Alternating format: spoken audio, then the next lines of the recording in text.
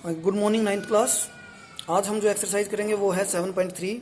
इसके अंदर जैसे हमने क्राइटेरियन किए थे S S S, S A S, A S, ये क्राइटेरियन थे दो ट्रायंगल्स को कॉन्ग्रुएंट प्रूव करने के लिए।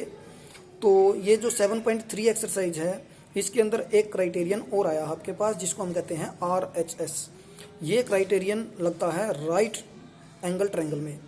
तो R का मतलब है राइट एंगल, H का मतलब है हाइपोटेनियस, S का मतलब है साइड।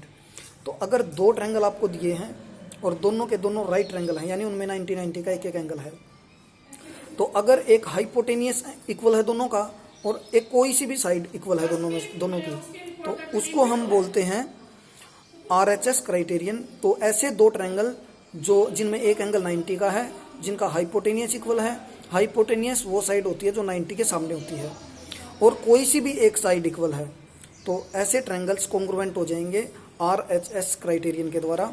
तो इसके दो सम मैंने आपको कल सेंड किए थे, तो एक सम हम आज समझते हैं।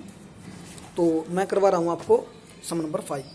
तो ये एक थ्योरम भी है, तो इसको ध्यान से समझना। ABC is an isosceles triangle with AB equal AC। ABC एक आइसोसेलेस ट्रायंगल है जिसमें AB और AC दोनों इक्वल हैं। Draw AP perpendicular BC to show that angle B equal angle C। हमने AP परपेंडिकुलर डालना है BC के ऊपर और प्रूव करना है कि एंगल B और एंगल C इक्वल हैं। तो यहाँ ये देखें, ये एक ट्रायंगल है ABC जिसके अंदर AB इक्वल है AC के, ये आइसोसेलेस ट्रायंगल है, और हमने ये AP परपेंडिकुलर डाला है BC के ऊपर, यानी ये जो AP है BC पे 90-90 का एंगल बनाता है दोनों तरफ। तो ये इन्फॉर्मेशन आपको गिवन है, AB equal AC, AP perpendicular BC। हमें प्रूव करना है एंगल B और एंगल C को इक्वल प्रूव करना है। तो ध्यान दें, एक ट्रायंगल ले लें APB और दूसरा triangle APC। In triangle APB, ये एंड का साइन है, सिंबल, एंड ट्रायंगल APC। तो हमें प्रूव करना है कि ये दोनों ट्रायंगल कॉन्ग्रुएंट है। तो इस ट्रायंगल में देखें, जो AB है वो इस ट्रायंगल की AC के इक्वल है, तो ये गिवन है आपको।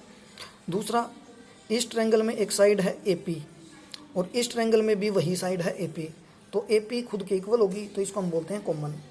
तो ऐसे ही एक एंगल है, एंगल APB 90 डिग्री का है और एंगल APC ये भी 90 डिग्री का है, तो ये दोनों एंगल इक्वल हो गए।